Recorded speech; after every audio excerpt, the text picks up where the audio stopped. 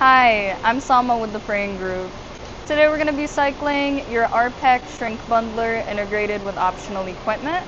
This machine is set at 480 volts, 3-phase, and we recommend reading the manual in its entirety before powering on this machine.